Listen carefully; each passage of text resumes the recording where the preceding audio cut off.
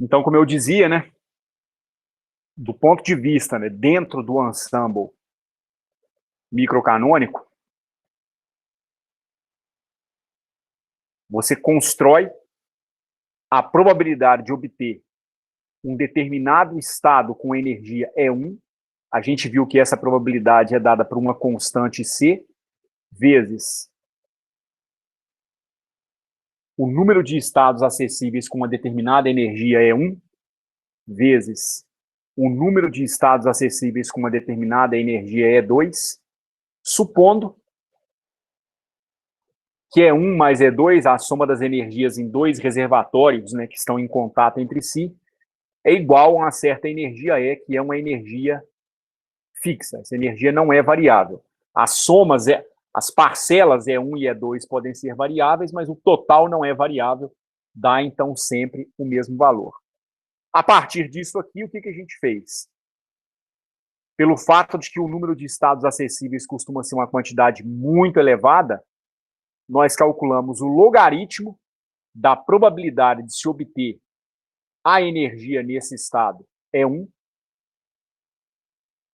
e na sequência nós maximizamos esse logaritmo, porque maximizar esse logaritmo implicaria em maximizar a própria probabilidade, uma vez que essas duas funções são funções crescentes.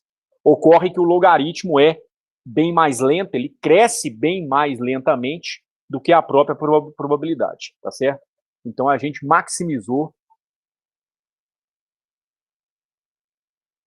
o ln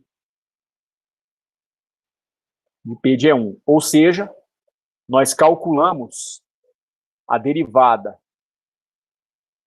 de P, do ln da probabilidade de assumir um determinado valor de energia E1 em relação a E1, e nós exigimos que isso aqui seja igual a zero. Ou seja, com isso a gente tentou buscar qual é o valor de energia que maximiza essa minha probabilidade. E o que nós encontramos foi o seguinte: para um gás ideal monoatômico, nós encontramos que a energia que maximiza essa probabilidade, ou seja, o estado em que é mais provável você encontrar um gás ideal que esteja em contato com um certo reservatório térmico, essa energia ela dá 3 meios de NKBT, que é o resultado clássico que a gente aprende lá na Física 2 acerca da energia cinética de um gás ideal monoatômico. Tá certo? A gente também chegou a avaliar a segunda derivada para confirmar que isso realmente era um ponto de máximo. Nós comprovamos que a segunda derivada ela era negativa, certo?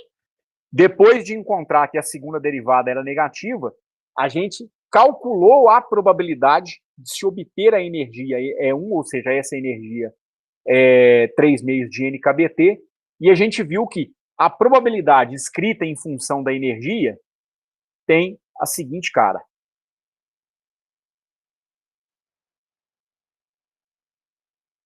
Nós encontramos que a probabilidade em função da energia, ela dá uma constante A vezes a exponencial de menos 1/3 de N1 mais N2 sobre N1 vezes N2 sobre KB ao quadrado, T ao quadrado, que multiplica E1 menos 3 meios de N1 KBT ao quadrado, que é, na verdade, uma distribuição gaussiana. Então, as energias de um gás ideal, das moléculas que compõem um gás ideal,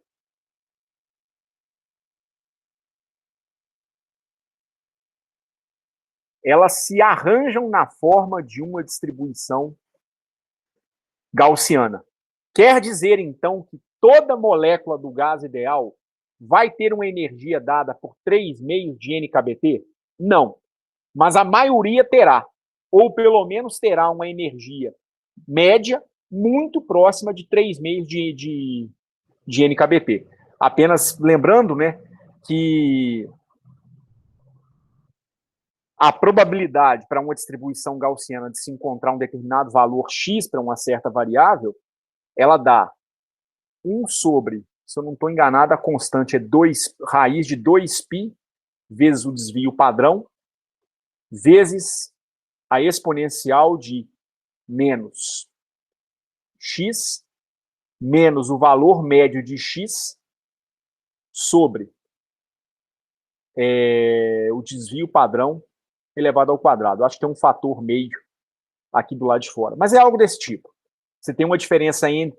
Você tem uma exponencial, que é uma exponencial com um coeficiente negativo, uma exponencial quadrática, da variável menos o seu valor médio. Então, a probabilidade de se encontrar um determinado valor x, ela é obtida a partir do desvio padrão e a partir do valor médio obtido dessa sua gaussiana. Como a gente está dizendo, né?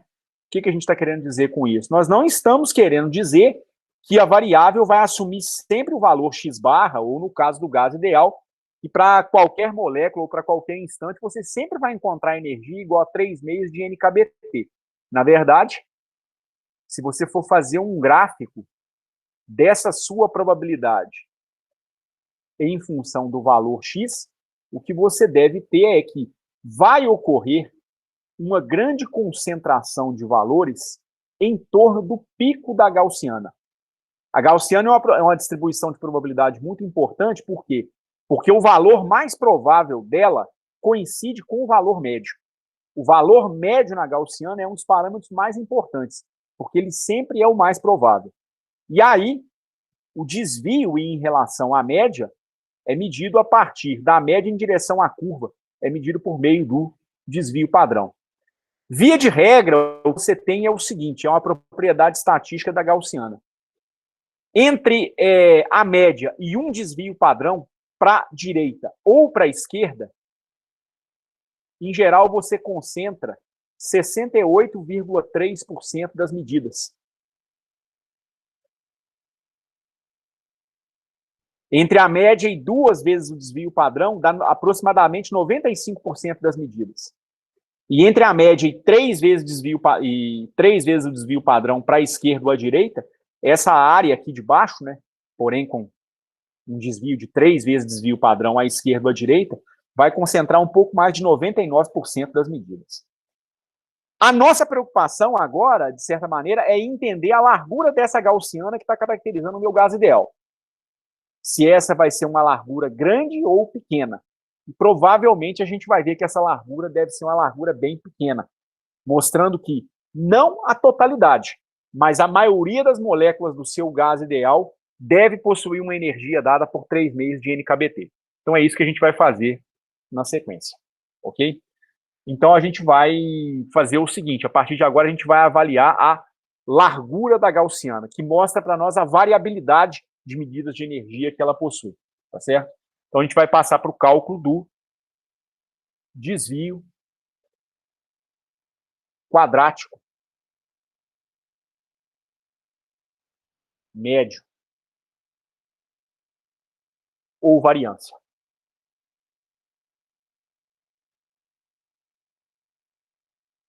Eu vou chamar essa minha variância de... Aliás, né,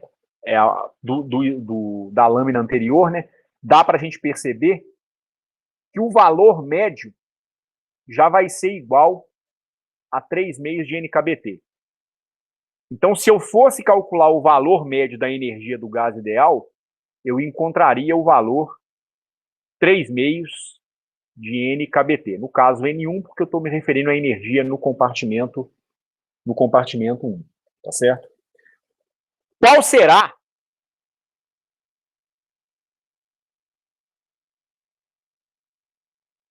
a variância delta E1 ao quadrado? Isso aqui é igual ao valor médio da energia E1 ao quadrado menos a média do valor de E1 elevado ao quadrado.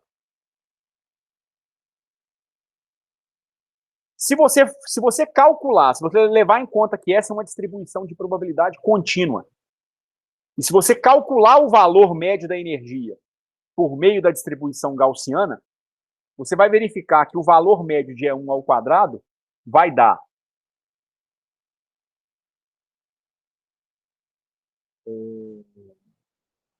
Espera aí, só um minutinho. Deixa eu conferir um negócio aqui, gente. Acho que eu fiz uma confusão com um parâmetro aqui. Só um instante, por favor.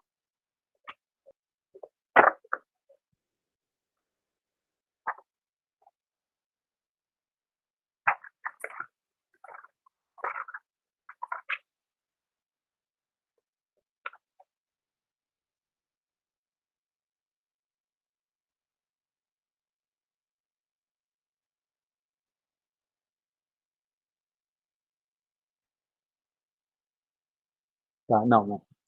Não tô fazendo nada errado, não. Tá certinho. A ideia é simplesmente mostrar uma coisa aqui. Como que eu faria o cálculo do valor médio de E1, levando-se em conta que a sua distribuição é uma distribuição gaussiana? Você encontrou que a probabilidade de se obter um determinado valor de energia E1 é dada por essa relação aqui. Então, para encontrar o valor médio da energia, você precisa fazer o seguinte. Você precisa calcular a integral de E1 multiplicada por aquela distribuição de probabilidade que a gente encontrou agora há pouco. Então, E1 vezes a probabilidade de se encontrar um valor de energia E1. Integrado em dE1. E isso aqui é dividido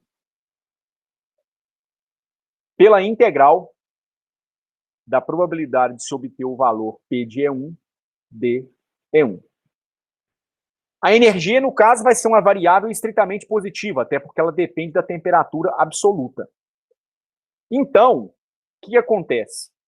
A sua energia, ela originalmente na distribuição gaussiana poderia variar de menos infinito a mais infinito. Ocorre que entre menos infinito e zero, a energia não vai assumir valor nenhum, porque a temperatura é estritamente positiva. Você não tem estado de energia num gás ideal com energia negativa. Então, tanto a integral no numerador quanto a integral no denominador, elas poderiam ser feitas iguais. Elas poderiam ter os limites de integração indo de zero até infinito. Ok?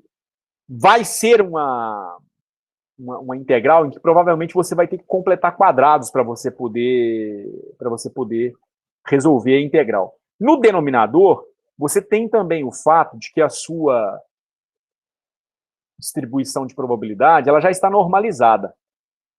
Então, essa integral feita de menos infinito a infinito ou de zero a infinito, ela já deve ser igual a 1, tá certo? Eu vou deixar, então, como exercício para vocês checarem esse resultado.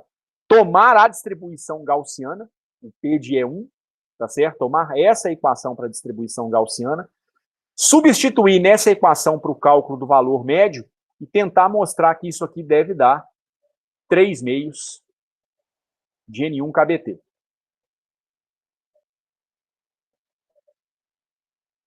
Ou seja, provar que o valor médio que aparece é igual a esse coeficiente que aparece aqui, mostrando que isso aqui, de fato, vai ser, de fato, o valor médio.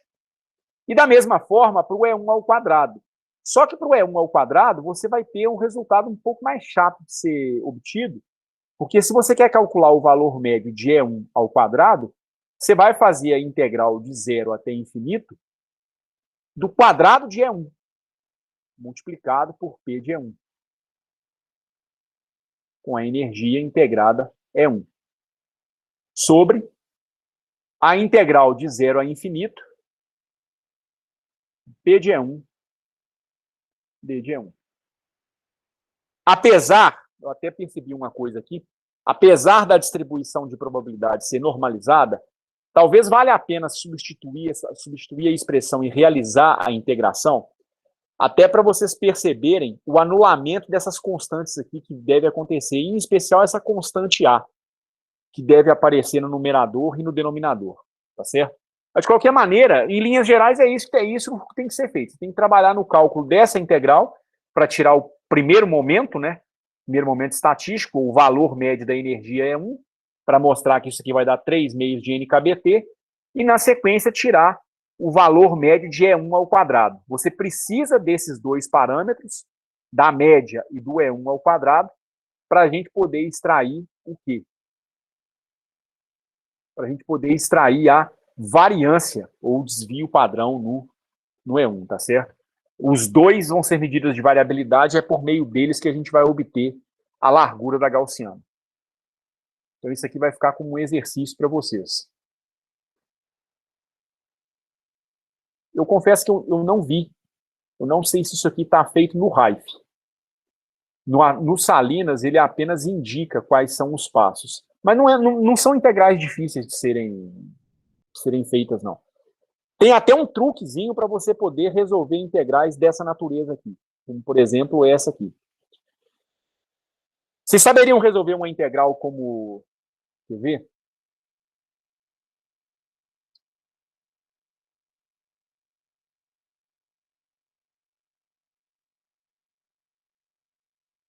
Digamos que eu peça para vocês calcularem o resultado dessa integral aqui.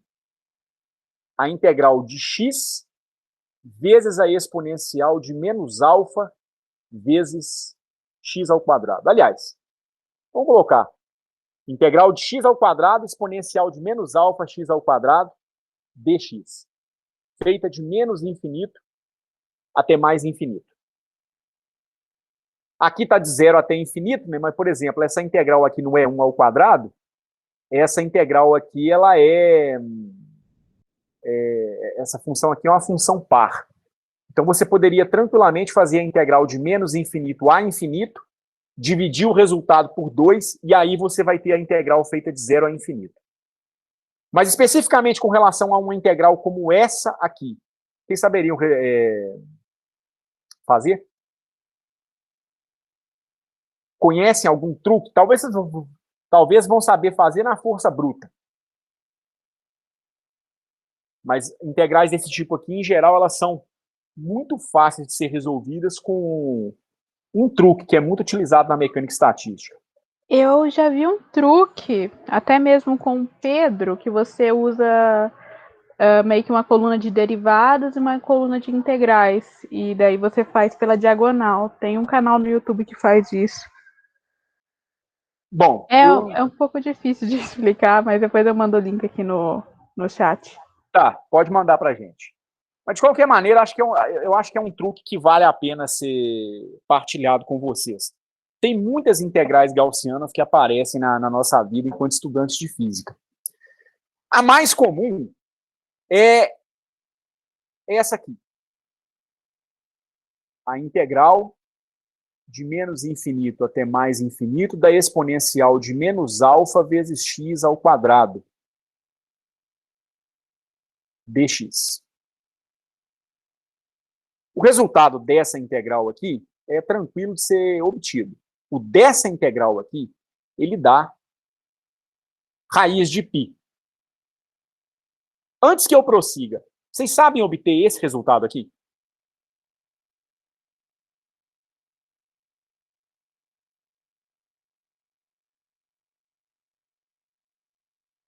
Assim, de imediato, eu não tô lembrando, não. Eu não sei, não. Então, olhem só. Olha que negócio bonitinho.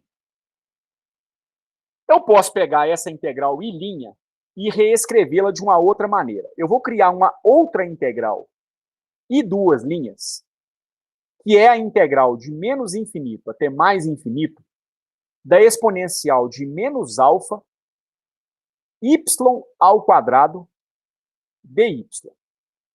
Qual que é a diferença da integral I' para I2'? Em essência, eu só mudei o nome da variável, concordam? Sim. Sim. Essa integral também deve dar raiz de π. Concordam? Exato. É claro que eu já estou dizendo que essa integral dá raiz de π. Mas vocês mesmos estão dizendo que ou não se lembram ou não sabem exatamente como é que esse raiz de π é obtido. Então veja que negócio interessante. Eu acho que vocês já concordam que essas duas integrais elas são exatamente iguais entre si. Então eu vou fazer o seguinte. Eu vou multiplicar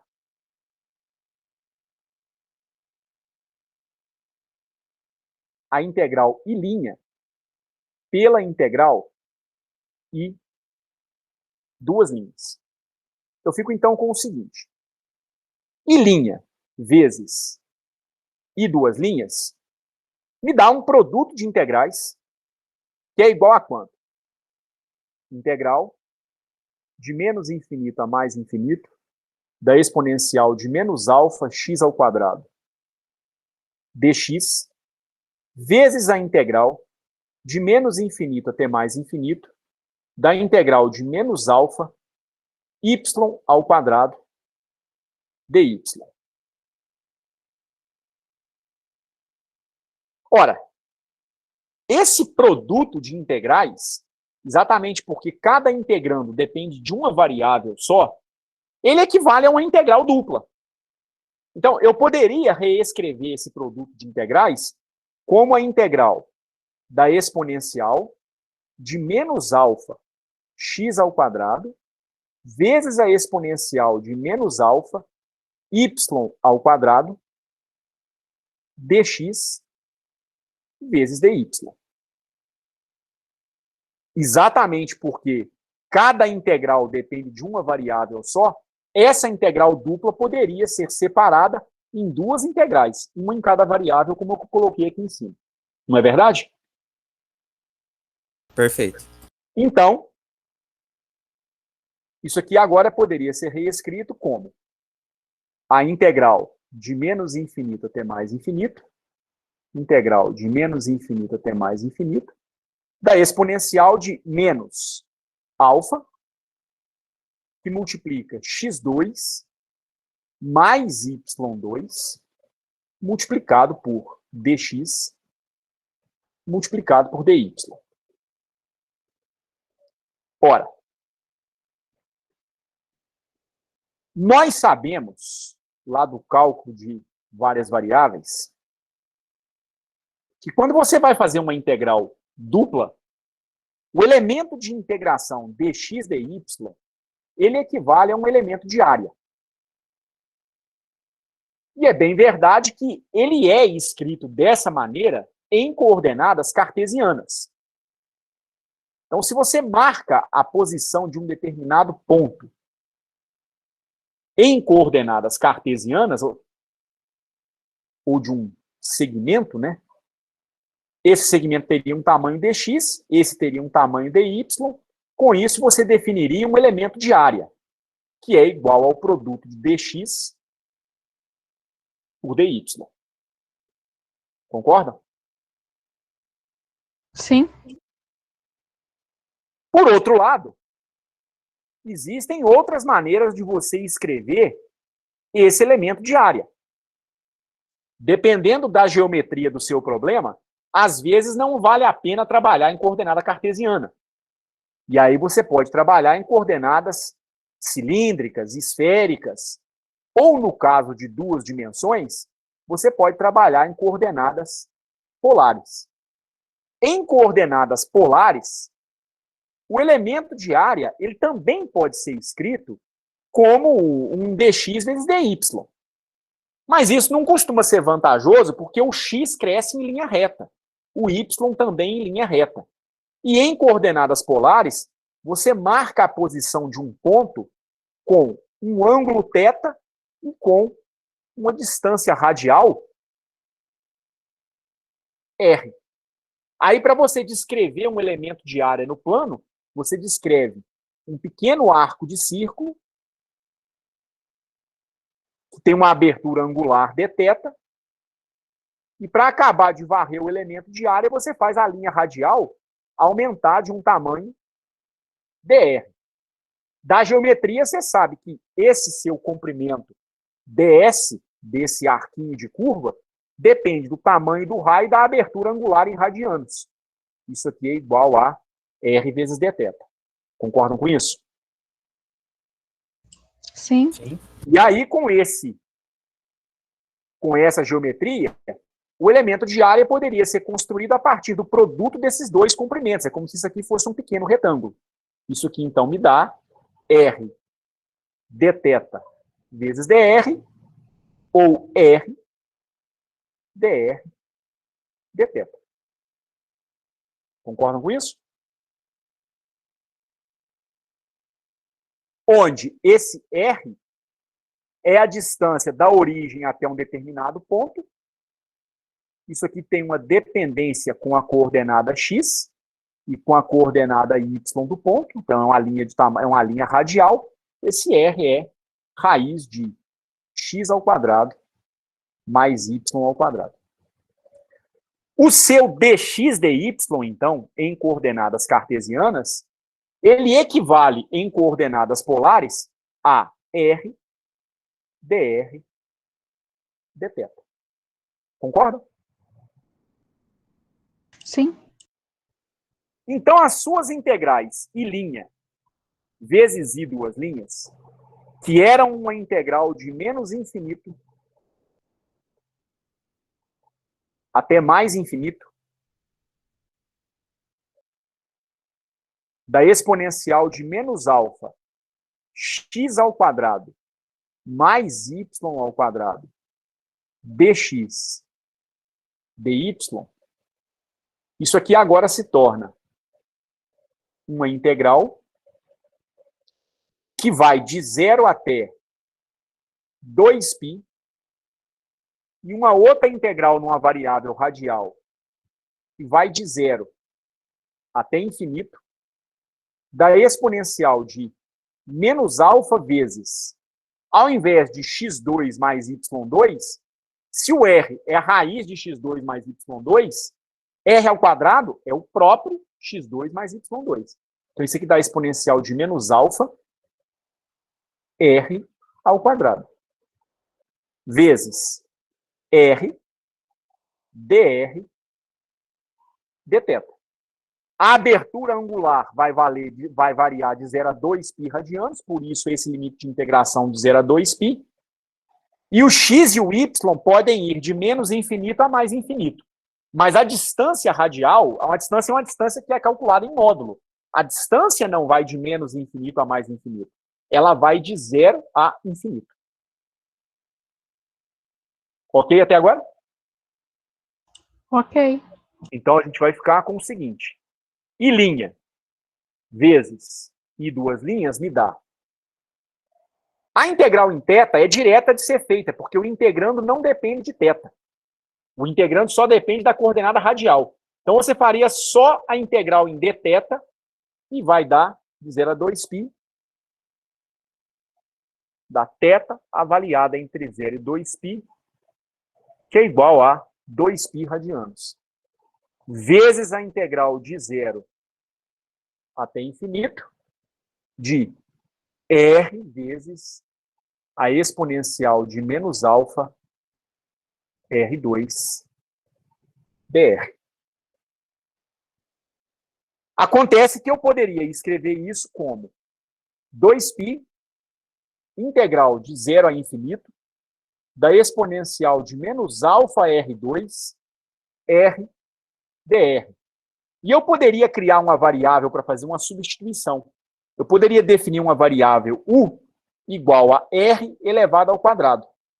Se eu fizer isso, se o U é igual a R2, se eu for calcular DU, DU vai ser igual a 2R vezes dr.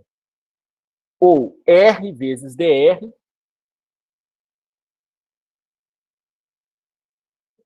igual a DU dividido por 2. I' vezes I duas linhas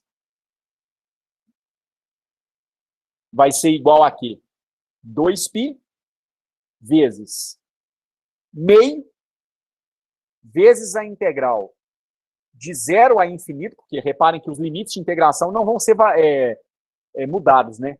Se o R é zero, o U é zero também. Se o R é infinito, o U é infinito também. Então, você pode tranquilamente manter os limites de integração.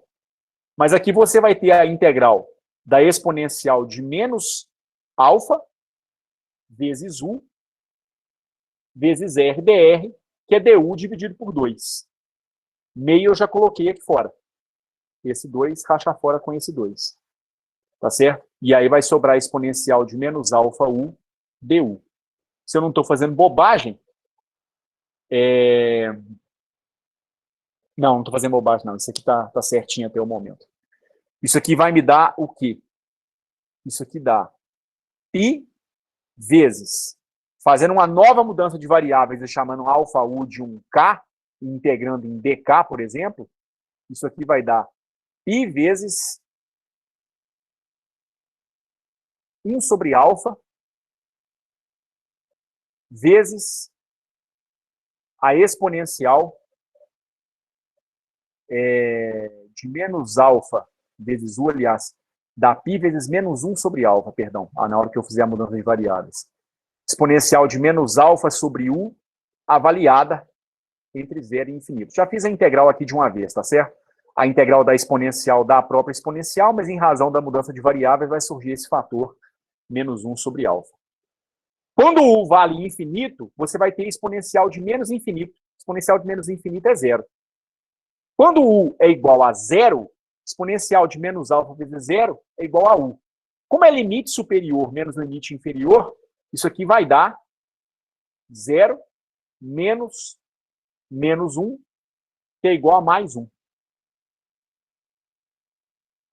Então, I' vezes I duas linhas, aliás, isso aqui vai dar menos 1 mesmo, perdão. Que vai dar menos 1 no final das contas. O mais 1 é quando eu já fizer a combinação com esse sinalzinho aqui da frente. Então, não tem esse negativo aqui, não. E aqui não é positivo, não. É negativo mesmo. Então, a integral em si, ela vai dar menos 1, tá certo?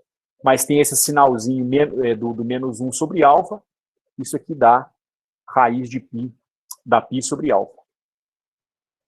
Como o I duas linhas é igual ao I', para você calcular o I', que é a integral que você queria calcular, isso aqui vai dar I' vezes I', e I' ao quadrado. I', então, vai ser a raiz de π dividido por alfa. Então, cá em cima, na hora que eu perguntei se vocês sabiam resolver essa integral, na verdade, a integral ela não dá raiz de π, não. Ela vai depender desse parâmetro alfa, tá certo? A integral ela dá raiz de π sobre alfa. No caso do alfa ser igual a 1, aí sim dá raiz de π. Pode ser que ele valha meio, valha π, valha 8, enfim. Pode valer qualquer coisa. Tá certo? Mas dá raiz de... Não é bonitinho, hein, velho? Oi? Bonito demais isso daí. É bonitinho pra caramba, não é? É muito legal, Rafael. Eu também acho. Eu acho esse um dos truques mais bonitos que existe para você poder calcular a integral de uma função gaussiana. É muito legal. Mas não para por aí, não. Não para por aí. Em razão do seguinte, tem mais umas coisas legais que podem ajudar vocês no que eu coloquei vocês como exemplo para vocês fazerem. Digamos que vocês tenham que calcular essa outra integral aqui.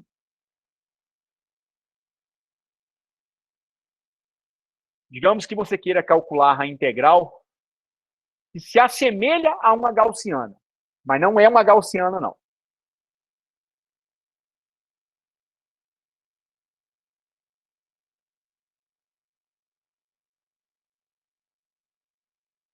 A integral de menos infinito até mais infinito de x ao quadrado vezes a exponencial de menos alfa vezes x ao quadrado de alfa. Dx, perdão. É muito comum a gente encontrar em física e estatística integrais de funções que se assemelham a gaussianas. Em especial, quando o termo que acompanha a exponencial da gaussiana é uma função par. Então, algo como um x ao quadrado, um x à quarta, um x à sexta. Isso é bastante comum. Os ímpares, você não vai ver nunca, por uma razão. Se aqui no lugar do x ao quadrado eu tivesse uma função ímpar multiplicada por uma função par, teria uma integral de menos infinito a infinito igual a zero. Porque toda função ímpar, num domínio de integração simétrico, ela dá o resultado da sua integral igual a zero. E o produto de uma ímpar por uma par vai lhe dar uma função ímpar. Tá certo? Então essas integrais elas se anulam imediatamente, se elas forem feitas de menos infinito a mais infinito. Tá certo? Caso contrário, não. Aí realmente você vai ter que fazer o cálculo da integral. Mas, por exemplo, para calcular o valor da integral de 0 até infinito de x exponencial de menos alfa x ao quadrado, dx, bastaria fazer uma mudança de variável. Você chama x dx de um u, né, você chama u de x ao quadrado, ou alfa x2 de u, alguma coisa assim, e vai calcular um du em função de x. Então, não é difícil de ser calculado, não. Mas essa aqui, ela pode ser um pouquinho mais complicada. Natural é tentar fazer a integração via integração por partes, alguma coisa do tipo. Mas tem uma coisa muito mais simples que pode ser feita nessa integral, que é o seguinte. Eu vou pegar essa integral e eu vou fazer uma operação em cima dela. Eu vou derivar essa integral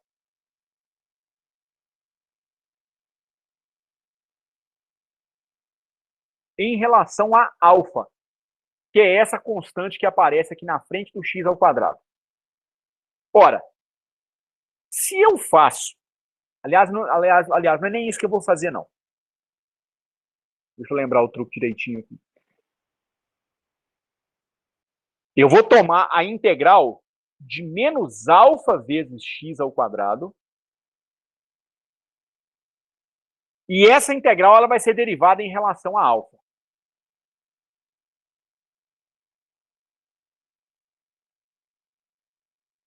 Então, nós vamos ficar com o seguinte. Derivada em relação a alfa da integral de menos infinito a mais infinito da exponencial de menos alfa x2 dx é igual a quê? Ora, você não está derivando em relação a x. Você está derivando em relação a alfa. E a integral é que é feita em relação a x. Então, você pode tomar essa derivada e pode tranquilamente entrar com ela para dentro da sua integral. Quando você faz isso, você vai ficar com o seguinte. Você vai ter a integral de menos infinito até infinito da derivada em relação a alfa da exponencial de menos alfa x ao quadrado feita em relação a x. Ora, isso aqui dá o quê? Dá a integral de menos infinito até infinito de quê? Essa derivada é tranquila de resolver, a derivada de uma função exponencial, né? E a derivada está sendo feita em relação a alfa.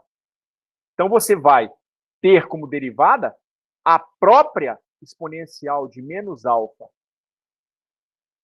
x ao quadrado, e aí você vai aplicar a regra da cadeia aqui no expoente, de onde você vai tirar menos x ao quadrado dx, porque a derivada foi feita em relação a alfa, não em relação a x. Reparem que isso aqui é igual a quanto?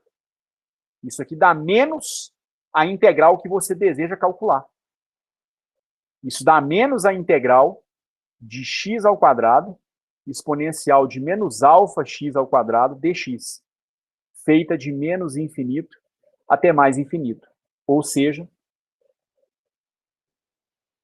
dá menos i. Mas e daí? Daí que o resultado dessa integral, você sabe. Nós, inclusive, acabamos de mostrar que essa integral tem um resultado que dá raiz de π dividido por alfa.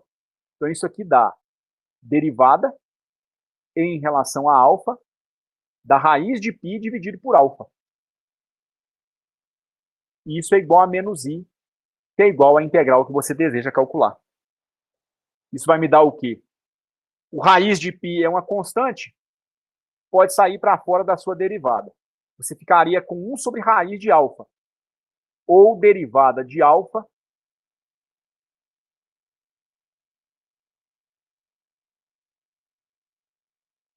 elevada a menos meio. Isso é igual a menos i. E, portanto, dá menos raiz de π vezes. Essa derivada é moleza de ser calculada. Menos meio vezes alfa elevado a menos 3 meios. Esse sinal negativo racha fora com esse sinal negativo. Então, isso aqui dá raiz de π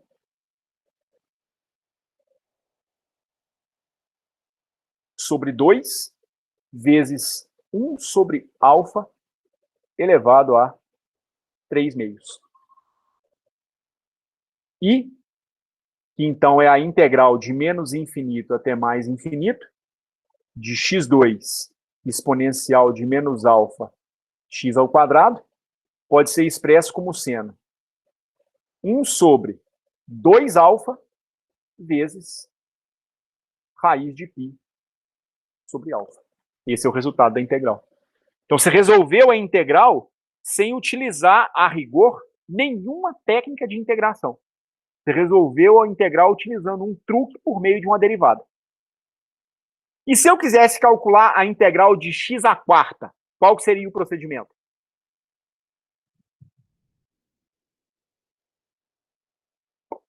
Você separa x ao quadrado vezes x ao quadrado e faz o mesmo procedimento. Não, nem precisa fazer isso não, cara. Veja bem. Para você ter um x ao quadrado dentro dessa integral, se você pensar naquela que foi feita agora há pouco, o x ao quadrado aparece aqui na frente se você derivar em relação a alfa uma vez. Se você tem um x à quarta, para o x à quarta aparecer na frente desse integrando aqui, você tem que fazer a derivada em relação a alfa 2 vezes. Então vai te dar uma derivada segunda. Então você derivaria raiz de π sobre alfa em relação a alfa 2 vezes. Se é x à sexta, deriva em relação a alfa 3 vezes. E assim por diante. Entendeu? Entendi. Mais fácil. Não quero dizer que o que você propôs está errado, não. Não quero dizer isso, não, tá certo? Mas é muito mais imediato pensar dessa forma. Cada vez que o x2 aparece dentro do seu integrando, isso equivale a fazer uma derivada em relação a alfa. Então você vai aumentando a ordem da derivada. Entendeu, Rafa?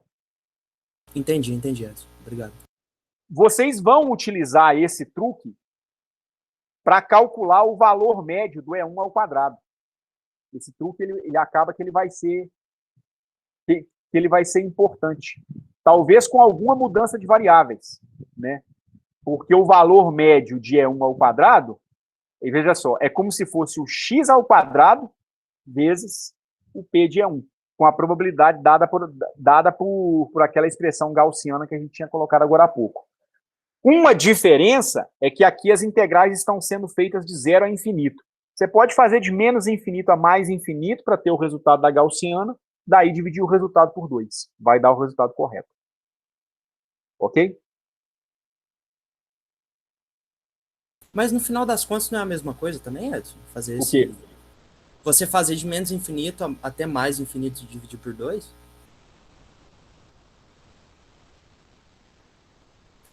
É sim. No caso da integral quadrática, é. No caso da integral de E1 ao quadrado, você pode fazer isso sim, o Rafael. Mas no caso do valor médio da energia, você tem que tomar cuidado. Porque no caso do valor médio da energia, se você faz a integral de menos infinito a mais infinito, eu acho que o resultado pode dar 0. Porque a sua função que está sendo integrada para calcular o valor médio, ela é ímpar nesse intervalo de integração.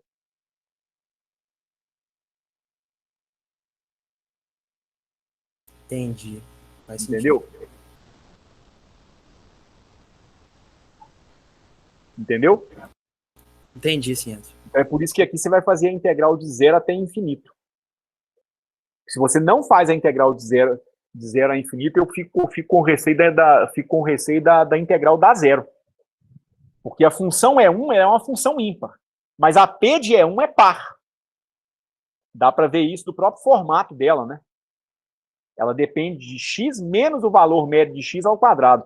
Na troca de x por x ao quadrado, isso aqui, na troca de x por menos x, isso aqui é uma função par.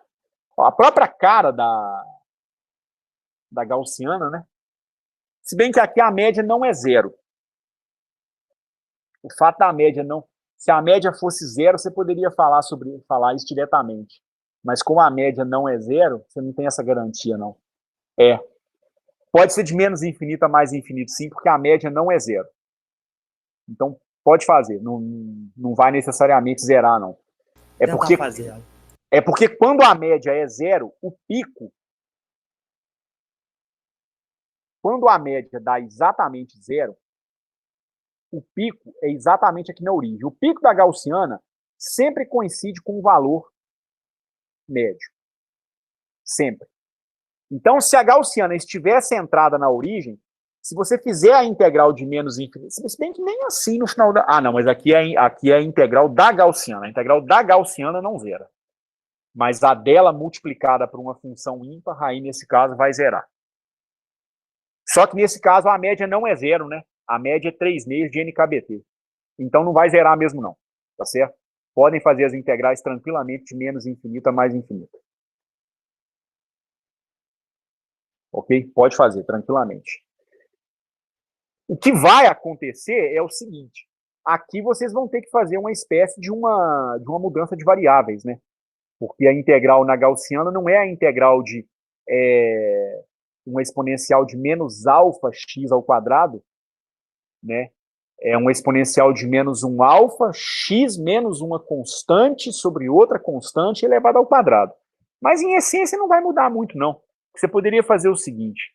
Isso dá a exponencial de menos 2, x menos x barra elevado ao quadrado sobre sigma ao quadrado. Você pode chamar 1 sobre 2 sigma ao quadrado de beta. Então, isso aqui dá a exponencial de menos beta x menos x barra elevado ao quadrado. Aí, na hora de você fazer a integração, você vai chamar x menos x barra de uma certa variável u, daí você vai calcular um du, que vai ser igual a dx, porque o valor médio de x é uma constante, ele não depende da própria variável x, no caso da energia, né? Então, basicamente, é assim que você faria essa integral. Não vai dar BO nenhum, não, no final das contas. Só tem um detalhe, que é o seguinte, né? Apesar de não dar nenhuma mudança na variável de integração e nos limites de integração, vai mudar o numerador da sua expressão. Porque se você vai fazer a mudança de variáveis na expressão da sua probabilidade, se você tem a exponencial de menos meio, aí tem um monte de constantes lá que são E1 menos E1 barra, que é o valor médio, sobre uma certa constante sigma, tudo isso elevado ao quadrado. Tem uma constante aqui que depende do número de partículas também, alguma coisa assim. Mas está tudo embutido nesse sigma aqui. Quando você faz a mudança de variáveis, você vai mudar aqui o valor do E1 na variável de integração. Ao fazer E1 menos E1 barra igual a uma certa variável U, o DE1 não sofre alteração nenhuma, porque o E1 barra é uma constante. Então, o DE1 vai ser igual a DU. Pode fazer a mudança tranquilamente. Mas se você vai fazer a mudança de variáveis na expressão da probabilidade, tem que fazer aqui no E1 também. E aí o seu E1 aqui no seu integrando, ele passaria a ser a variável U mais E1 barra. Então, você tem que fazer essa mudança de variável para poder chegar no valor correto. Tá certo? E aí, esse E1 barra, ele vai ser o 3/2 de NKBT. E aí você vai ter uma função u vezes a exponencial de menos u ao quadrado, alguma coisa assim, em razão da mudança de variáveis que você vai fazer. É daí que você vai ter o anulamento da integral em u. Mas você não vai ter esse anulamento aqui. Essa integral ela vai sobreviver. Querem que eu esboce esse cálculo do valor médio? Acho que seria bom, Edson. Olha só. O valor médio de E1 vai ser, então, a integral de menos infinito até infinito de E1 vezes a probabilidade de se encontrar a energia E1 integrada em E1 sobre a integral de menos infinito até mais infinito do P de E1 de E1. Onde o mais importante aqui é a distribuição de probabilidades que a gente construiu, o P de E1. P de E1 deu uma constante vezes a seguinte função exponencial. Exponencial de menos 1/3 vezes N1 mais N2 sobre N1 vezes N2 KB ao quadrado P ao quadrado de E1 menos 3/2 de N1 KBT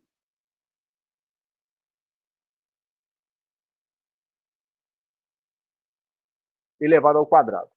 Como esse camarada aqui, N1, KB e P, são apenas constantes, e eu já sei que isso aqui vai me levar à energia média do gás ideal, eu vou chamar esse camarada aqui de E1 bar. Tá certo? Então isso aqui vai ser igual a A vezes A exponencial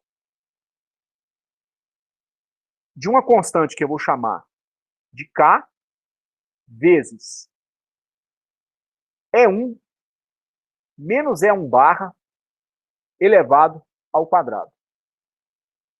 Onde? Quem que é essa constante K? É essa que depende do número de partículas nos dois compartimentos do gás ideal.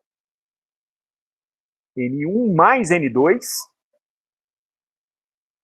sobre N1 vezes N2 vezes KB ao quadrado vezes T ao quadrado, multiplicado por 1/3. Então, 1/3 disso aqui. Com isso, então, né, deu A exponencial de menos K, E1 menos E1 barra, elevado ao quadrado. Todos esses caras aqui, eles assustam no primeiro momento, mas é um monte de constantes. Observem que a integração vai ser feita na energia E1. Então, tudo mais que aparecer é constante no problema. A gente não deve se preocupar. Com isso, o valor médio da energia E1 vai ser igual a quê? Integral de menos infinito até mais infinito de E1 vezes o P de E1, que eu estou escrevendo como A vezes a exponencial de menos K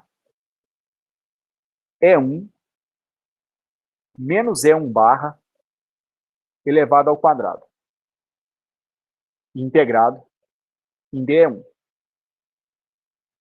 Pela definição de valor médio, isso aqui vai ser dividido pela integral de menos infinito até mais infinito de A vezes a exponencial de menos K vezes E1 menos E1 barra elevado ao quadrado de E1. Observem bem. A rigor, nós nem precisamos resolver a integral no denominador. Eu garanto para vocês. A manipulação que eu vou fazer na sequência vai fazer com que ela seja cancelada com uma integral que vai aparecer aqui no numerador. A despeito disso, se você quiser treinar um pouco, você vai poder perceber que essa integral aqui é a integral de uma gaussiana. Você poderia fazer o seguinte. A integral de menos infinito até mais infinito de A vezes a exponencial de menos K é menos E1 elevado ao quadrado, integrada em DE1, ela poderia ser escrita da seguinte maneira. Eu vou chamar a diferença E menos E1 de uma certa variável U. Se eu vou fazer essa mudança de variáveis no argumento da exponencial, eu tenho que calcular, então, um elemento de integração DU. O DU vai ser igual a DE, tá certo? Eu vou até utilizar a mesma simbologia, né? E1 menos E1 barra. E1 menos E1 barra. Então, o DU vai ser igual a DE1.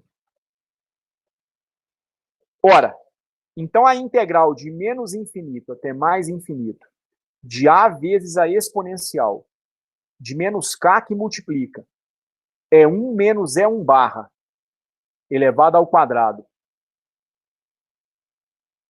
DE1 é igual à integral de menos infinito a mais infinito de A vezes a exponencial de menos K U ao quadrado du.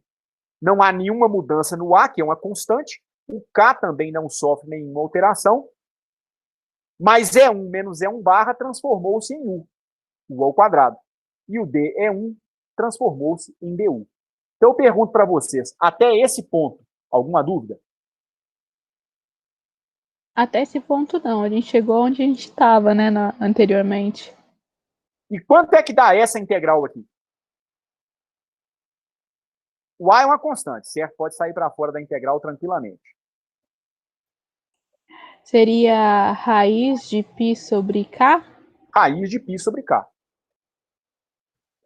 Então você já tem o resultado dessa integral.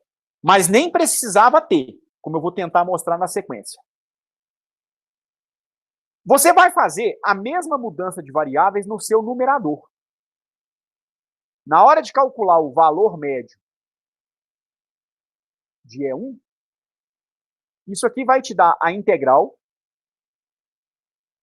de menos infinito até mais infinito de quem? Quem que é o seu E1? E1 é igual a U mais E1 barra. Concordam com isso? Sim. Vezes o P de E1. A vezes a exponencial de menos K vezes U ao quadrado du. O que eu fiz, então? Simplesmente no numerador, chamei o E1 menos E1 barra de U, virou exponencial de menos KU ao quadrado. Simplesmente isso que eu fiz até o momento.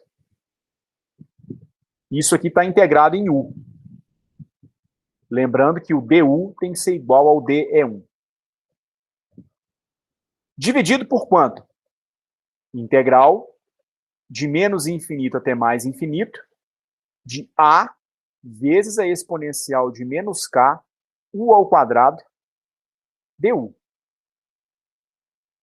O seu numerador ele pode ser quebrado em duas integrais. A primeira vai ser a integral de menos infinito até mais infinito de U vezes A vezes a exponencial de menos K U ao quadrado du.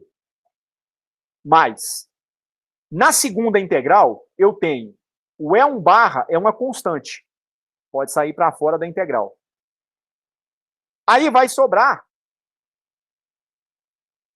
a integral da exponencial de A vezes a exponencial de menos K U ao quadrado du, feita de menos infinito até mais infinito.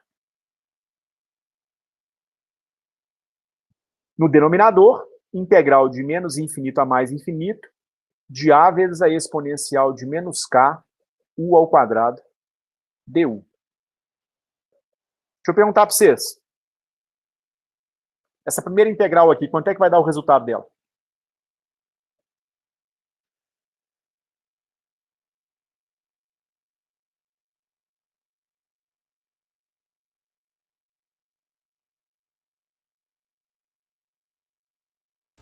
vai dar raiz de π sobre K?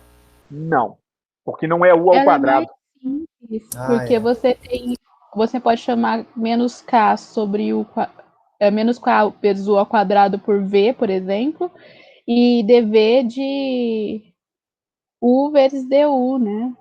Tudo No bem, caso, 2 vezes meio, né? tudo bem. Mas eu tenho uma coisa até mais interessante para mostrar para vocês. Você está resolvendo nessa primeira parcela uma integral de menos infinito até mais infinito de x vezes a exponencial de menos k vezes x ao quadrado dx. É uma integral ímpar. Essa sua função aqui tem qual paridade? Ela é Ela não é uma ímpar. função ímpar? E a exponencial de kx ao quadrado ou menos kx ao quadrado? Ah, Ela é par. Produto Então de dá um uma zerão. função ímpar por uma função par te dá uma função ímpar. O domínio de integração não é simétrico? Sim. Isso dá zero. A solução, Tabata, se dá exatamente pelo que você propôs. Você vai fazer exatamente a mudança de variáveis que você tinha me falado. Chamar um V de U ao quadrado, calcular um dV, tá certo? Que vai dar U du a menos dessa constante K. E aí, se você fizer a integral que sobra, na raça, você vai ver que vai dar zero. Tá certo? tá certo. Pode ter certeza que essa vai dar zero. Então, essa integral aqui, ela se anula. Mas a segunda não. Beleza, mas a segunda eu não preciso nem calcular. Porque aí eu vou ter o seguinte: valor médio de E1 vai ser o E1 barra, que é uma constante, a integral de menos infinito até mais infinito, de A vezes a exponencial de menos K, U ao quadrado, du, sobre o meu denominador. Integral de menos infinito até mais infinito, de A vezes a exponencial de menos K, U ao quadrado, du. O que eu falei que não precisava calcular a integral do denominador? Ela vai se cancelar com a do numerador. Então, o valor médio de E1 deu aquela constante que eu tinha chamado de E1 barra, que é igual a 3 meios de N1 KBT. Está provado, então, que o valor médio da energia cinética associada ao movimento térmico das moléculas num gás ideal é dado por 3 meios de NKBT. Mas veja como é que isso é bacana. Lá na Física 2, você não aprende isso, você não aprende a fazer essa conta, não. Lá você aprende esse resultado por meio de um teorema chamado Teorema da Equipartição de Energia. Cada grau de liberdade de movimento corresponde a meio de KBT de energia cinética térmica. Para uma molécula monoatômica, você só tem 3 graus de liberdade, que são os movimentos em X, Y e Z. Não tem grau de liberdade de rotação e de vibração. Por isso que dá 3 meios. Certo? Quando você leva em conta outros graus de liberdade de vibração e de rotação, você vai ter um valor aqui na frente diferente de 3 meios. Pode dar 5 meios, pode dar 7 meios, enfim. Mas foi o Maxwell que deduziu esse resultado lá no século XIX, né? Inicialmente foi o Maxwell. Ele que provou que cada grau de liberdade quadrático numa hamiltoniana de um gás ideal contribui com um valor médio para a energia de meio de KBT. Então, o resultado está provado. É assim que vocês vão proceder, ou, digamos, essa é a sequência que vocês vão seguir para calcular agora o valor médio de E1 ao quadrado, que é o que eu queria que vocês tentassem fazer. Então, eu calculei o valor médio de E1. Agora, eu vou deixar como exercício para vocês calcular o valor médio do E1 ao quadrado. Só que aí vocês vão poder utilizar os truques que a gente utilizou, que a gente mostrou na aula de hoje. Tá certo? Principalmente esse truque da derivação. Aqui eu provei que o resultado da integral de uma gaussiana, da raiz de π sobre o número que acompanha a gaussiana, né? Aqui eu estou calculando o valor médio de E1.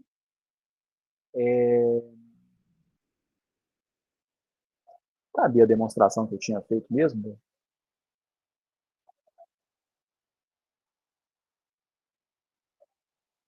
Ah, tá aqui. Aqui está o cálculo da integral da gaussiana.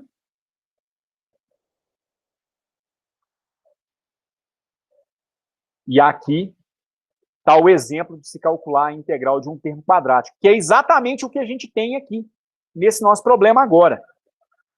A questão é que o seu x aqui não é exatamente, né? Não é uma variável pura, é x menos o valor médio, tá certo? Mas você vai fazer a mesma mudança de variáveis que eu propus nesse exemplo aqui. O E1 menos o seu E1 barra, você vai chamar de um U. E aí você vai ter a integral de E1 ao quadrado, né? Vai ter que fazer a mudança de variáveis que a gente está fazendo aqui, mas vai chegar no resultado tranquilamente. Dá para vocês tentarem fazer? Com certeza. Agora dá? Agora dá. Cara, Dá? se todo mundo olhasse com esses olhos aí, sabe, com referência ao cálculo, acho que todo mundo seria físico, cara. Isso é uma coisa muito bonita. É legal demais, cara. É legal demais. O problema é que ia faltar emprego para físico, cara, porque todo mundo ia se apaixonar por esse negócio. É muito legal. É óbvio que é o seguinte, com certeza os matemáticos sabem resolver a integral da gaussiana dessa forma. Mas esse truque aqui eu não tenho dúvida nenhuma que foi um físico que inventou. Não tenho dúvida nenhuma, sabe? Esse olhar aqui, ele foi trazido por um físico, por um problema, tá certo? Com toda certeza. Então, eu vou apenas fazer a montagem, então, do problema, tá certo? Acho que para não haver muito problema. Aí vocês vão calcular agora o valor médio de E1 ao quadrado, que vai ser a integral de menos infinito até infinito, de E1 ao quadrado, vezes a sua função de probabilidade gaussiana, P de E1, de E1, sobre a sua integral de menos infinito até mais infinito, e P de E1, de E1. Onde? Quem que é o P de E1? P de E1 é uma constante A vezes aquela exponencial de menos 1 sobre 3 vezes N1 mais N2 sobre KB ao quadrado, P ao quadrado, N1 vezes N2. Tudo isso aqui, então, é uma constante. A gente não precisa se preocupar com isso aqui no frigir dos ovos. Vezes E1 menos E1 barra elevado ao quadrado. De novo, quem que é o E1 barra? Agora já está mais do que provado. Isso aqui é igual ao próprio valor médio da energia cinética associada ao movimento térmico, e para o gás ideal dá 3 meios de N1 kBt. A primeira coisa que você vai fazer, então, é a mudança de variáveis no E1 menos E1 barra. O E1 menos E1 barra, você vai chamar de uma variável U. Então, daqui você vai ter que calcular um elemento de integração du, que vai ser igual a simplesmente dE1, porque o E1 barra é uma constante, o diferencial dele daria zero de imediato. Só que você tem que tomar cuidado, porque aqui no seu numerador, você tem o E1 elevado ao quadrado.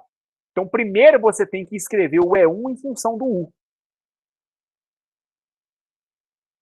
E1 vai ser igual a U mais E1 barra. Então, E1 ao quadrado vai ser igual a U ao quadrado mais E1 barra ao quadrado mais 2 vezes U vezes E1 barra. E com isso, valor médio de E1 elevado ao quadrado vai ser a integral de menos infinito a infinito de U2 mais E1 barra elevado ao quadrado mais 2 vezes U vezes E1 barra vezes a exponencial. Aí você não tem que se preocupar mais com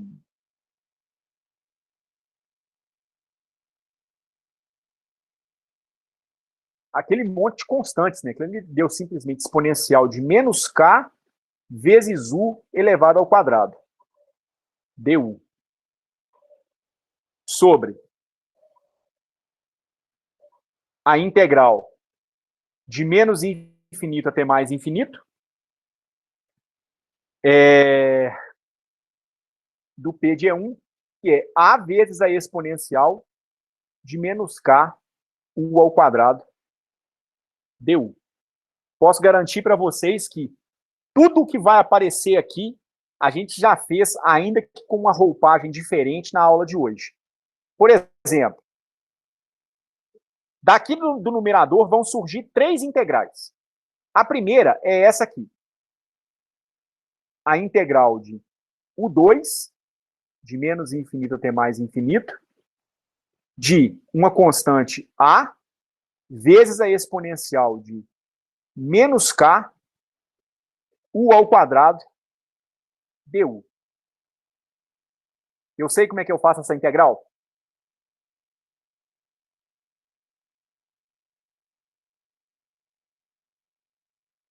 Sim, a gente resolveu algo parecido agora há pouco. Pois é, isso aqui no final das contas vai dar A vezes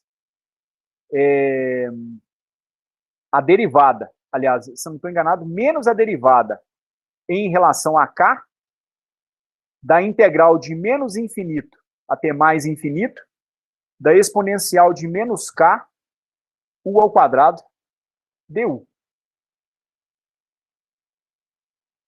Porque se você derivar, né, a exponencial de menos K, a exponencial de menos K, U ao quadrado em relação a K, vai descer o fator menos U2.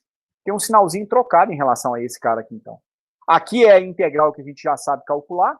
Isso aqui vai dar raiz de π sobre K. Você deriva isso em relação a K e tira o resultado da primeira integral. Então, daqui você já vai saber o resultado.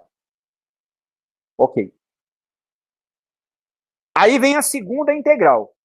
A segunda integral dá integral de menos infinito até mais infinito, de E1 barra ao quadrado, vezes A exponencial de menos K, U ao quadrado, du.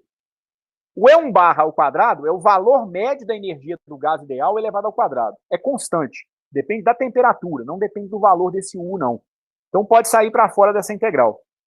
Aí dá E1 barra ao quadrado, vezes a integral de menos infinito a infinito, de A vezes a exponencial de menos K, U ao quadrado, du.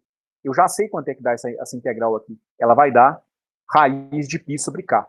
Mas eu nem preciso saber a rigor, porque, na verdade, essa integral vai se cancelar com a integral do denominador. É a mesma integral que aparece aqui no denominador. E aí vem a terceira.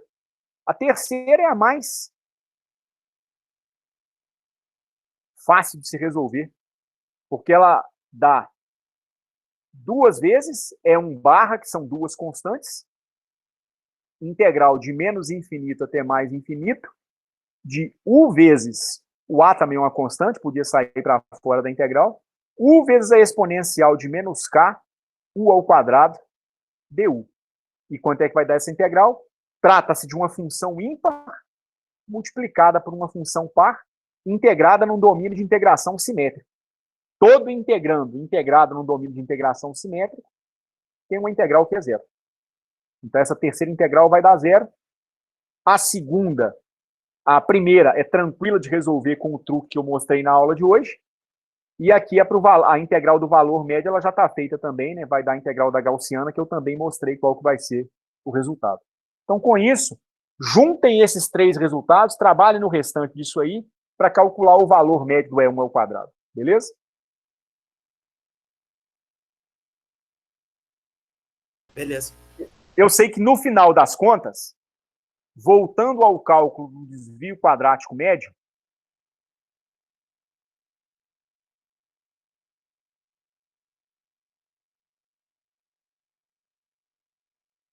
que é o valor esperado de E1 menos E1 barra ao quadrado, ou valor esperado de ΔI ao quadrado, que é definido como o valor médio de E1 ao quadrado menos o valor médio da energia 1 elevado ao quadrado. Então, esse camarada aqui a gente já sabe, a gente já calculou, ele vale 3 meios de N1 KBT. Esse aqui vocês vão terminar de fazer a conta para mim. E aí, se vocês fizerem isso, vocês vão mostrar que o valor médio do desvio quadrático, que dá a largura da gaussiana,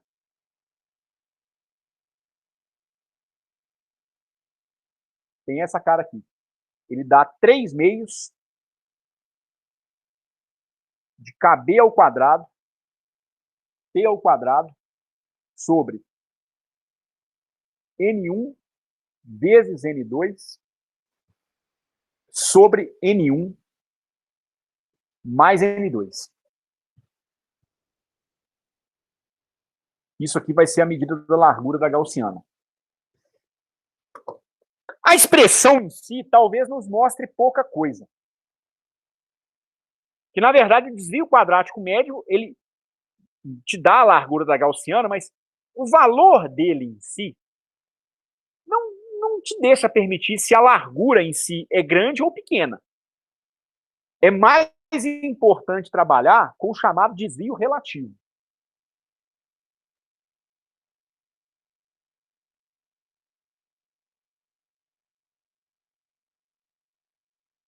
Desvio quadrático médio, para mim, é a mesma coisa que a variância. O desvio relativo, a gente viu lá no começo do curso, ele não depende da variância. Ele depende do desvio padrão. Nesse caso, eu vou fazer o desvio relativo da energia em relação ao valor médio da energia. Afirmar que o desvio é grande ou pequeno vai depender fundamentalmente da comparação entre a largura da gaussiana e o valor médio. É isso que esse parâmetro te dá. Então, o desvio padrão é a raiz quadrada da variância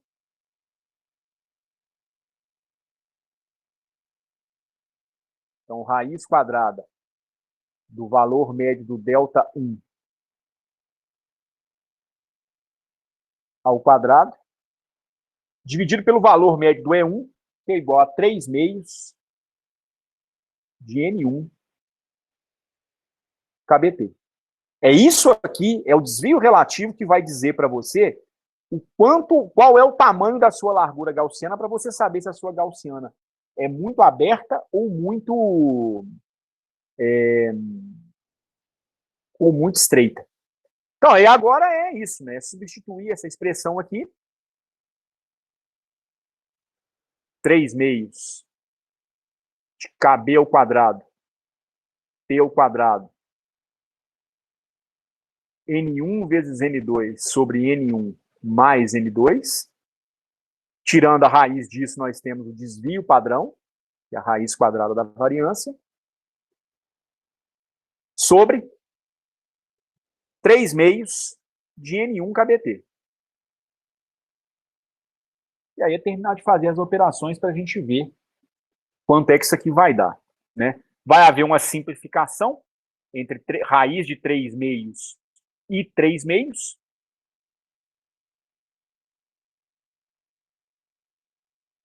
Se você já fizer a simplificação e na sequência a inversão de frações, você vai ver que isso aqui vai dar raiz de 2/3, que é 3 dividido por raiz de 3 por 3, né? E raiz de 2 por 2. Aí você vai ter uma nova fração que vai ser raiz de 2 sobre 3. Esse kBt vai se simplificar ao quadrado, vai rachar fora com esse camarada aqui. O t ao quadrado vai para fora da raiz como um t, racha fora com esse cara aqui. Então, da raiz de 2/3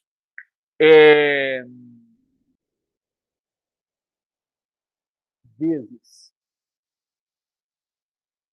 N2 sobre N1 que multiplica N1 mais N2, elevado a meio. O que eu fiz aqui? Só fiz uma simplificação de raiz de N1 com N1. Vai sobrar um N1 no denominador, porém, elevado a meio. Tá certo? Essa é a expressão do seu desvio relativo. Mas vejam bem,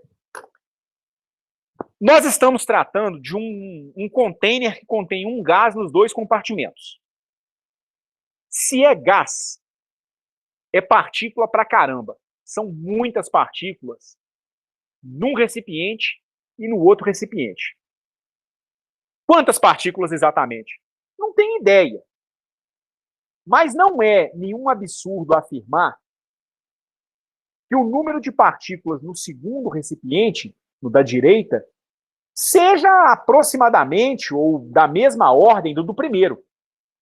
Deve ter uns 10 a 23 no primeiro compartimento, uns 10 a 23 no segundo. É coisa de mol que nós estamos falando, tanto no primeiro quanto no segundo compartimento. Se eu assumo que os números de moléculas nos dois compartimentos são essencialmente iguais, eu poderia simplificar a expressão do desvio relativo e obter isso aqui. Raiz de 2 sobre 3 vezes. Vai haver uma simplificação entre N2 e N1, né? Isso vai ser da ordem de aproximadamente 1 sobre N1 mais N2, que é o número de partículas total do gás nos dois recipientes. Elevado a meio. Então, N aqui é o número total de moléculas ou de mols. Provavelmente isso deve estar expresso em mols. A gente trabalha mais com quantidade de matéria em mols na física, né? No container.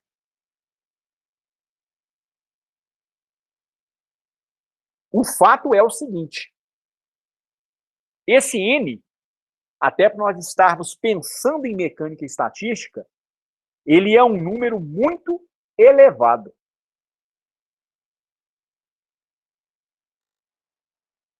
Não à toa estou mencionando algo da ordem de 10 a 23. Se esse número N é muito elevado, o raiz de 2 sobre 3 não vai influenciar em nada no meu desvio relativo.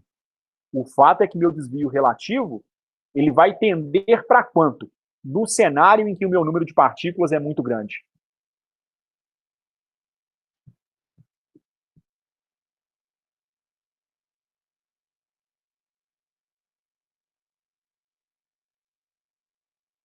Estão me ouvindo, gente?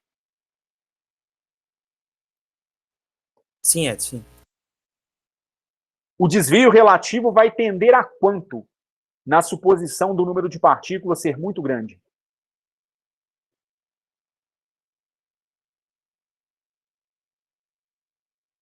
Zero. Zero. Se aqui eu tenho 1 sobre 10 a 23, eu vou ter elevado a meio raiz de 1 sobre 10 a 23. Vai dar 10 elevado a 23 sobre 2. 10 elevado a 11 meios. Ou 10 elevado a 12, alguma coisa assim. Mas 10 elevado a 11, 10 elevado a 11 meios, 10 elevado a 12 é um número muito grande.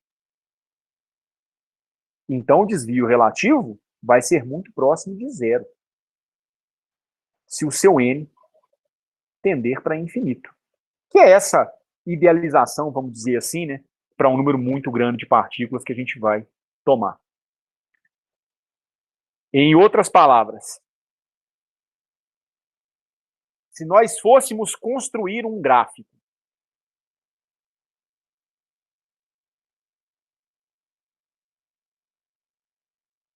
da distribuição de probabilidades em função do valor de energia, escritas em termos da energia, em termos da energia, nosso gráfico ia ter um comportamento como esse aqui. Aqui, mais ou menos, vamos dizer que eu tenho o meu valor médio, é 1 barra igual a 3 meios de NKBT. Afirmar que a largura da gaussiana tende para zero, porque o desvio relativo está tendendo para zero, quer dizer que as probabilidades fora desse valor de energia, é 1 barra, são muito pequenas.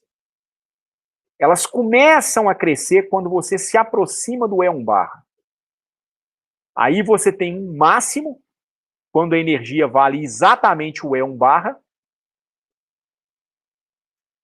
e aí você tem um pico na sua distribuição de probabilidade.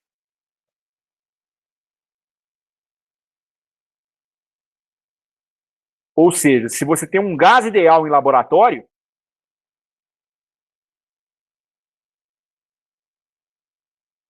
A maioria esmagadora das moléculas do seu gás ideal vai ter uma energia próxima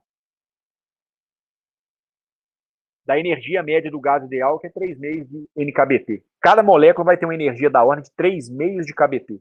Aqui está até um pouquinho exagerado, né? A rigor, a gente poderia pensar numa curva até mais estreita do que esse ponto, tá certo? Do que essa que eu desenhei. Mas foi só para tentar mostrar, tentar exibir, né, como é que vai acontecer a distribuição de probabilidades em torno do valor médio. Mas a maioria esmagadora das medidas de probabilidade, toda vez que você for calcular a probabilidade, você vai ter um valor muito próximo desse aqui, o valor de pico. As energias mais prováveis são aquelas que flutuam em torno do valor médio da energia do gás ideal. Não quer dizer que você vai ter exatamente para cada molécula a energia do gás ideal. Não. Mas, em geral, a flutuação em torno do valor médio vai ser muito pequena. É isso que a gente está querendo dizer. Deu para compreender esse aspecto? Sim. Uma outra coisa que é importante, é o último tópico que eu vou tocar na aula de hoje, tá certo? É porque o próximo vai nos exigir um pouco mais de tempo. Um outro aspecto com o qual a gente vai trabalhar bastante a partir de agora é o chamado limite termodinâmico. É uma expressão comum que a gente vai ter em muitos momentos. De uma maneira geral, tomar o limite termodinâmico significa o seguinte. Primeiro, significa você considerar que o número de partículas com o qual você vai trabalhar é infinito. É óbvio que se você está trabalhando com um número de partículas infinito, você precisa trabalhar com um recipiente também infinito. Afinal de contas, se são infinitas partículas, o recipiente ele tem que ser grande demais, dá sempre para colocar mais partículas lá dentro. Então, ao afirmar que o seu limite termodinâmico, você vai trabalhar no chamado limite termodinâmico, você quer dizer com isso o seguinte. Primeiro, se o número de partículas vai tender para infinito, nós também vamos afirmar que o volume total vai tender para infinito. Volume, é normal imaginar o volume tender para infinito? Com certeza não é. Mas a gente nunca pode deixar de ter em mente que quando nós estamos querendo dizer que uma coisa tende para infinito, não quer dizer que ela é de fato infinita. Ela é muito grande comparada com algum padrão de referência. Pensando, por exemplo, no contexto de um gás, normalmente o que a gente pode falar é o seguinte: o volume tende para infinito. O volume é muito grande comparado com o volume de cada elemento do ensemble. Cada molécula do seu gás. O volume de uma molécula é ínfimo. Comparado com o volume de uma molécula, o volume do recipiente que a contém vai tender para infinito também. Tá certo? É nesse contexto, então, que a gente está querendo dizer que o volume tende para infinito. E, com isso, a energia também tenderia para infinito. Então, no limite termodinâmico, você faz essas suposições. O número de partículas tende para infinito, o volume tende para infinito e a energia total vai tender para infinito também.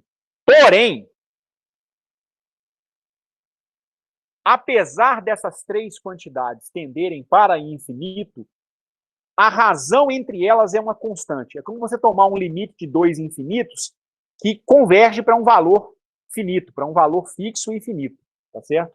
Então, a gente supõe o seguinte. Apesar de supor que o volume tende para infinito, o volume total dividido pelo número de partículas total vai tender para um volume Vzinho, que eu chamo de volume específico.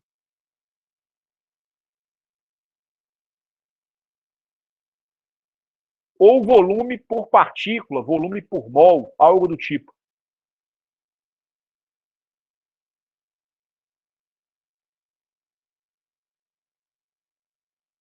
E esse volume Vzinho, ele é finito. Ele surge da razão de duas coisas que tendem para infinito. Mas ele em si é finito, é uma quantidade finita. E da mesma maneira, a energia total dividida pelo número de partículas total vai ser igual a uma energia U-zinho, que vai ser a chamada energia interna específica.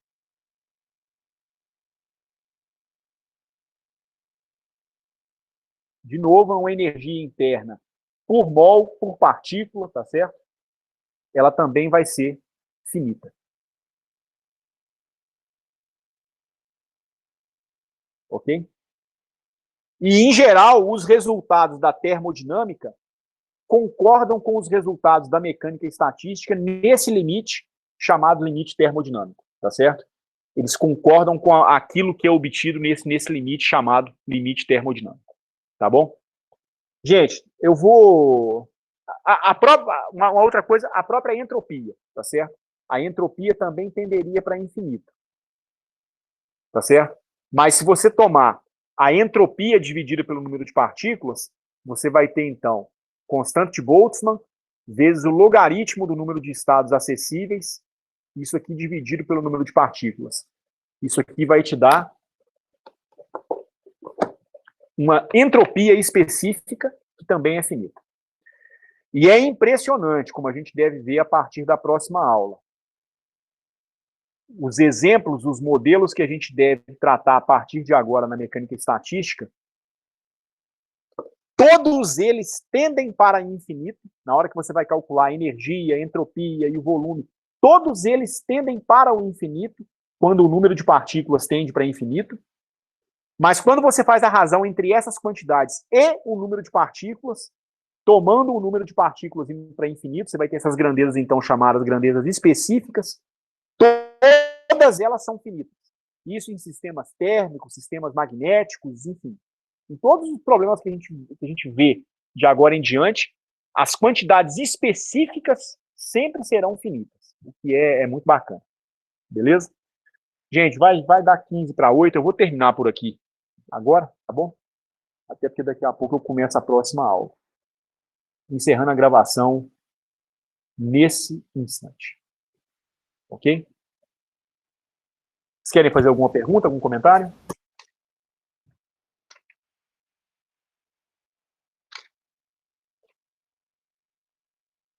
Acho que por enquanto não. Beleza. Então, a partir da nossa próxima aula, a gente vai ver alguns exemplos bem interessantes que vão contextualizar tudo isso que a gente viu na aula de hoje. Tá bom? Perguntar para vocês. Não posso garantir ainda não. Como é que está a disponibilidade de vocês para a gente ter mais uma aula na sexta-feira, às 7 horas? Pra mim, sexta é tranquilo, Edson. Pra mim também é tranquilo. Pra mim também. Tabata, tá aí?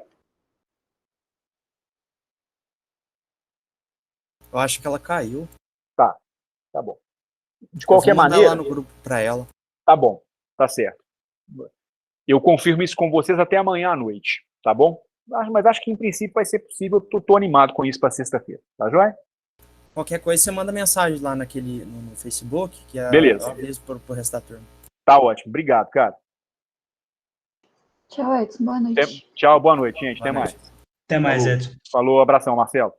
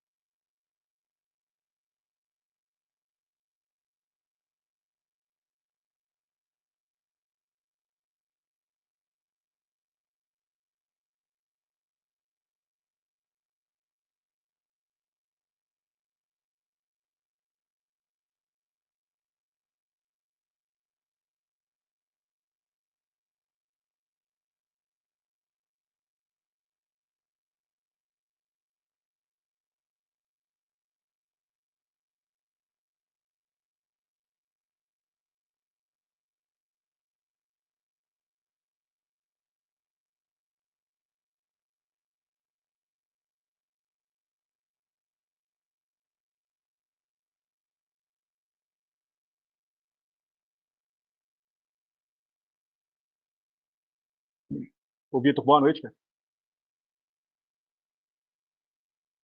Boa noite, Edson. Em minutos a gente começa. Só esperar o pessoal acabar de chegar. Ok.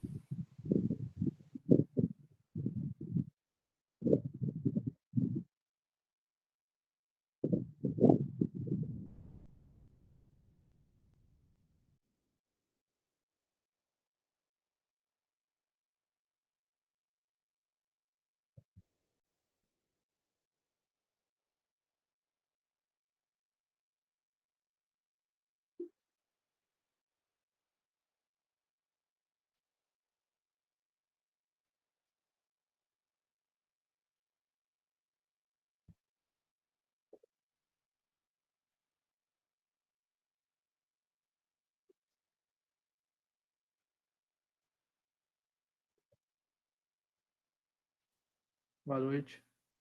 Boa noite, Vitor. Tá bom, cara? Daqui a pouco a gente já começa. Beleza, tranquilo.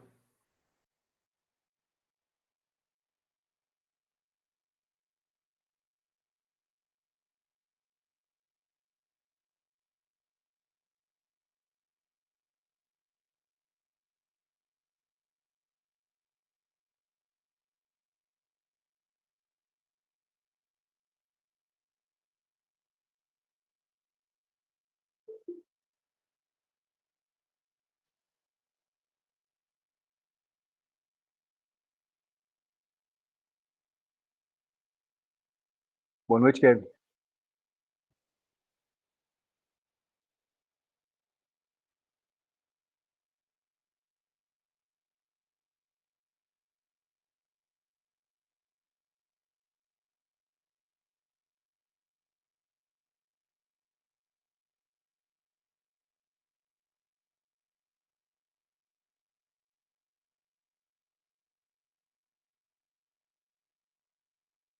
Oi, Edson. Ô, Kevin, boa Você me noite, ouvindo? cara. Tá joia? Boa noite. Ouvindo sim. Só pra te avisar, cara, já tá gravando aí. Não sei se é a gravação da outra aula, se já começou. Ah, é? É. Tinha percebido, não. Ué, eu vou interromper essa gravação aqui, então. Eu não tinha percebido, não. Foi mal.